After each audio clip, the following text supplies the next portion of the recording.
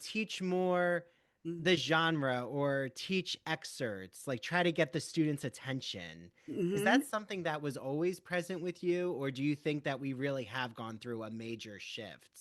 I think we have gone through a major shift. I don't know whether I'm resisting it blindly, and setting myself up for failure, or whether I'm resisting it in the theory that if we don't ask our students to read novels, they never will. And if we do ask them to, they may not finish it, they may not read all of it, but at least they'll start to read it, and maybe they'll like the idea of reading a novel. It is easier teaching primarily upper level English majors, which is the largest percentage of the students that I've been teaching for a while now. They tend to like to read. They tend to, they may not want to read all of Beowulf, but they tend to like to read, the things that are popular, for instance. So they're more sort of readers, I think, than maybe the students that people are teaching in first year writing, where I think it's a bigger fight.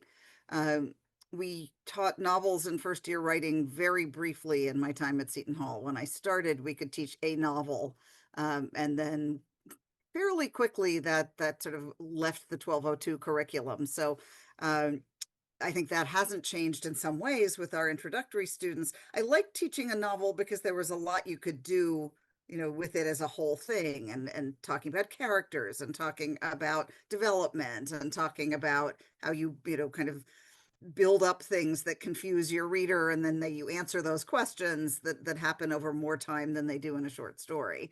But I think anything we can do to get our students excited about reading and writing and thinking, we should do. And if teaching a novel becomes such an impediment, that they really, it's just a failure. There's no sense that, well, at least they read the first half, or at least they read, some of it at the beginning, the end, and a synopsis of the middle or something.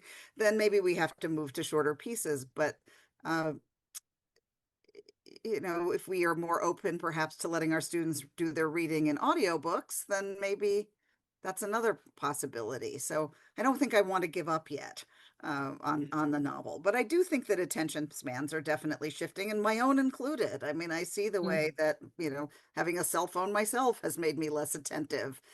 Some of that's Yep, probably aging. I'm there is. 61 years old. Things happen. The brain gets fried. But I definitely feel like I have less attention span. My students do. So yeah, I think it's something we're dealing with. But I also feel that we are in a unique opportunity to help students build skills. So maybe we want to help them build their focus, their attention. So.